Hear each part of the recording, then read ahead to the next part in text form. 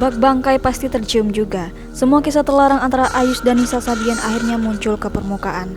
Setelah lama menanti, Ayus Sabian akhirnya keluar dari permukaan, sedangkan Nisa Sabian masih bungkam 1000 bahasa. Berbagai fakta soal masa lalu hubungan gelap Nisa Sabian dan Ayus dikuliti satu persatu. Hal inilah yang membuat netizen makin bertanya-tanya soal kebenaran isu ini. Ada lagi isu menyebutkan jika setiap manggung Nisa Sabian dan Ayus selalu berada dalam hotel dengan fasilitas connecting door. Mendengar berbagai opini yang semakin berkembang, mantan manajer Sabian Gambus Eki buka suara. Dia mengaku selama Sabian tampil di luar kota, dia yang bertugas memesan kamar hotel. Terkait kedekatan Ayus dan Nisa Sabian, menurut pengetahuan Eki memang tampak tetapi sebatas vokalis dan keyboardis.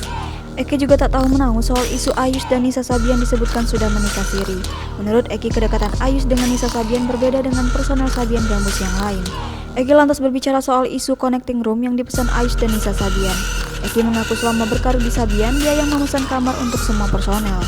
Eki kembali menekankan ia sama sekali tak pernah memesan connecting room untuk Ayus dan Nisa Sabian. Selain itu, Eki yang masih bersaudara tak mengetahui keberadaan Ayus saat ini. Eki bercerita keluarganya pun sempat kaget ketika mengetahui isu perselingkuhan Nisa Sabian dengan Ayus. Selama bekerja di Sabian, Eki mengaku memang Ayus dekat dengan Nisa Sabian. Diketahui Ayus beberapa waktu lalu membuat video minta maaf. Eki tak mau menyimpulkan permintaan maaf Ayus sebagai pembenaran telah selingkuh dengan Nisa atau bukan.